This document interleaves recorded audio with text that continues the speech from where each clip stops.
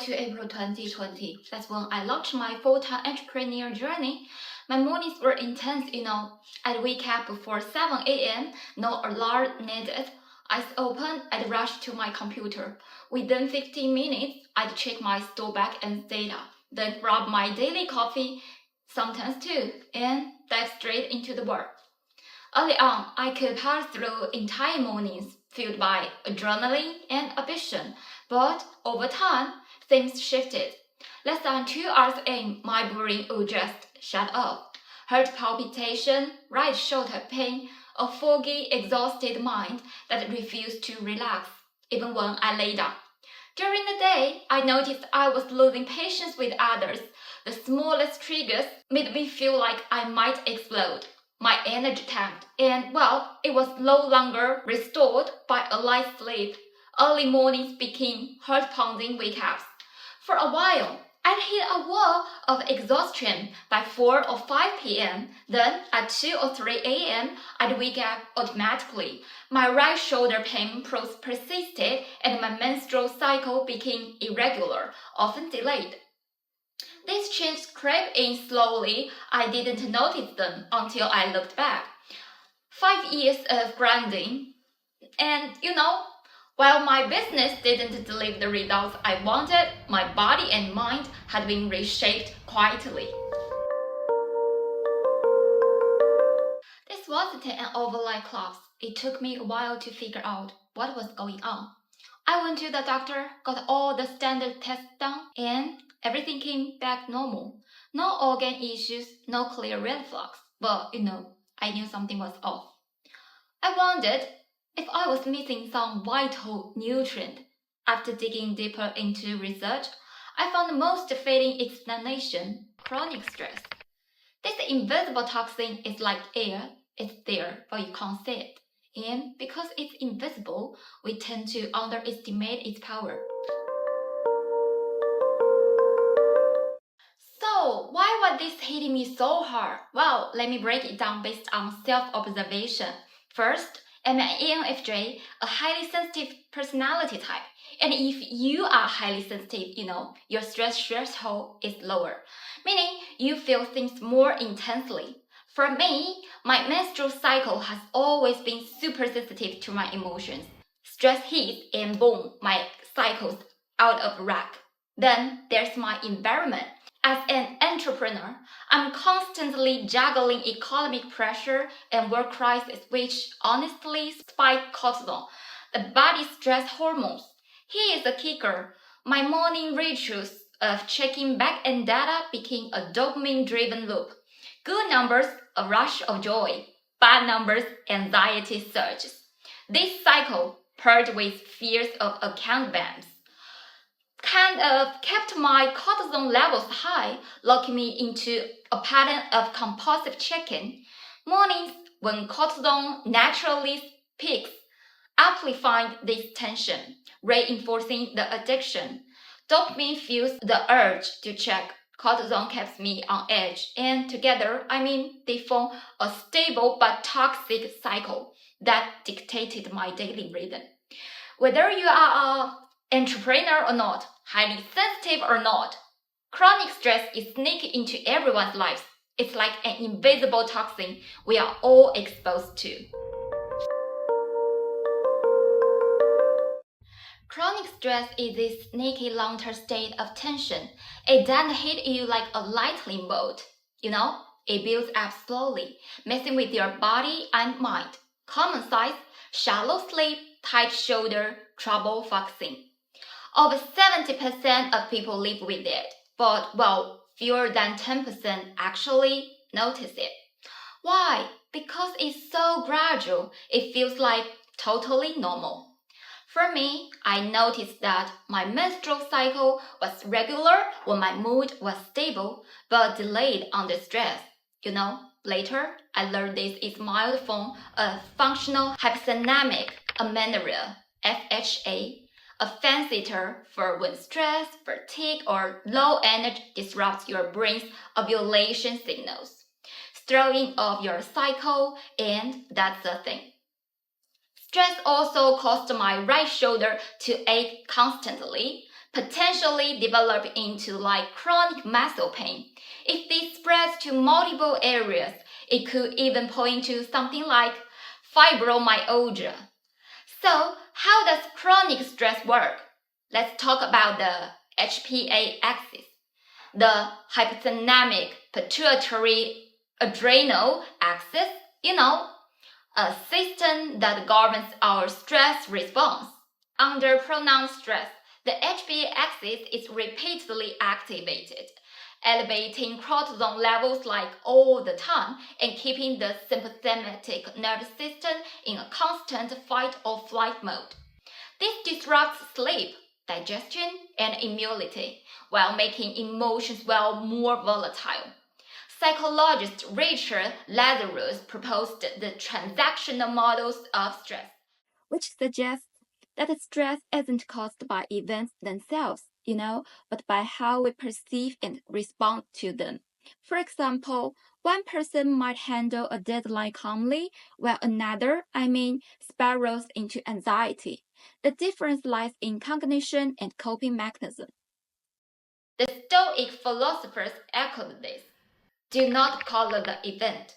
Events aren't inherently stressful, It's our interpretation that shapes experience. Building psychological resilience helps us stay clear-headed and adapt to stress more effectively, and that's a thing. Chronic stress affects us physically, emotionally, and cognitively. Understanding the HPA axis and stress models honestly can help us know ourselves better and find practical ways to cope. You get the idea. We can't eliminate chronic stress, but we can learn to live with it. Here is how I do it. Mindset shift. I've accepted that stress is a part of life, not an enemy. This perspective helps me approach it with less resistance. Actionable strategies. I've integrated 2 types of practice to regulate stress. Morning micro adjustments. Instead of diving into work the moment I wake up, I now spend 15 to 20 minutes to reset my nervous system. Step 1. Stay still in bed, eyes closed, and focus on breathing and bodily sensation. This prevents my brain from jumping into planning mode and anchors me in the present. Step 2. Practice box breathing or 4 to 6 breathing. Inhale for 4 seconds, exhale for 6 seconds to calm the sympathetic nervous system.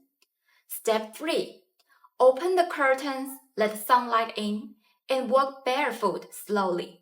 Sunlight helps regulate circadian rhythms and cortisol levels. Step 4. If my mind is racing with worries or plans, I jot them down on my phone for brain offloading to break the cycle of looping anxiety. Then I have my coffee. Once, when I was sick, I gave up caffeine for 5 days and noticed I feel more balanced. No forced kept going energy. Now I stick to decaf to enjoy the flavor without cortisol rush. I use 2 techniques throughout the day to manage stress. Progressive muscle relaxation, PMR. It can be done sitting, lying down, or targeting specific areas like my right shoulder. Here's a guide for a seated full body PMR, 5 to 10 minutes. Preparation. Sit with foot flat, shoulder waist apart. Keep your back straight or reset it lightly against the chair if needed. Hands reset on thighs or armrest. Close or half close your eyes. Take 2 to 3 slow deep breaths. Sequence. Tighten for 5 to 10 seconds. Relax for 10 or 15 seconds.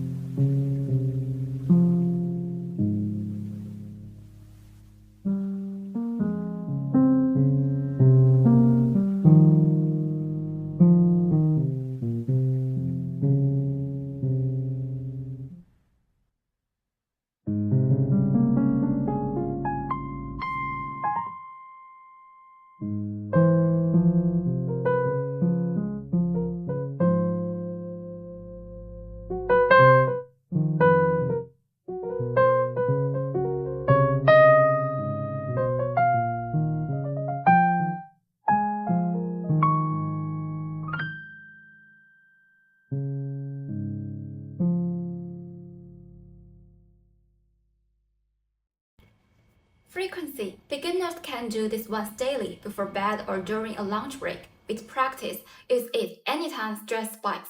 For my right shoulder specifically, I do a targeted PMR. Focus on the right shoulder, imagining it as a handle pulling toward my ear. Inhale, lift and tense the shoulder backward, holding for 5 to 10 seconds.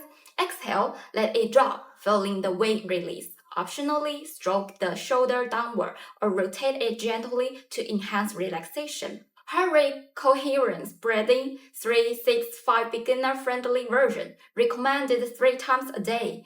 Each session, inhale for 5 seconds, exhale for 5 seconds. This makes about 6 steady breaths per minute. Set a timer for 5 minutes and focus on counting 1, 2, 3, 4, 5 for each inhale and exhale.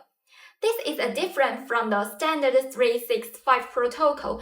The classic version uses a 3-second inhale and 6-second exhale, which lessens the exhalation to deepen relaxation. My version is simpler and easier to start with. Once you get comfortable, you can adjust to the standard rhythm for stronger effects.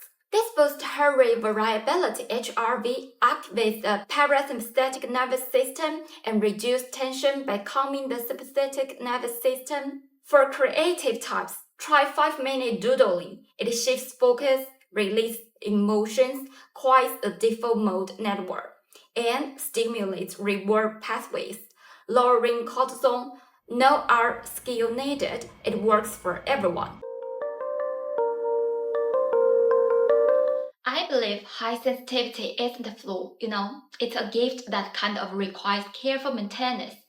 For highly sensitive people, our stress threshold is lower and, we tire more easily. That's why protecting this gift and preventing burnout is crucial. We are all unique. So, honestly, experiment to find what works for you. There's no shortage of tools or methods, but the key is picking what fits your lifestyle, schedule, and needs to maximize impact. Live lighter, live truer. A final note to my fellow highly sensitive people, we tend to overthink. Sometimes it's okay to let your mind go down. Not every moment needs clarity or closure. Let go and just be. Milestone, a functional hypothalamic,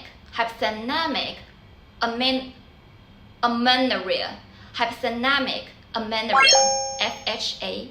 One person might handle while another, spirals into anxiety.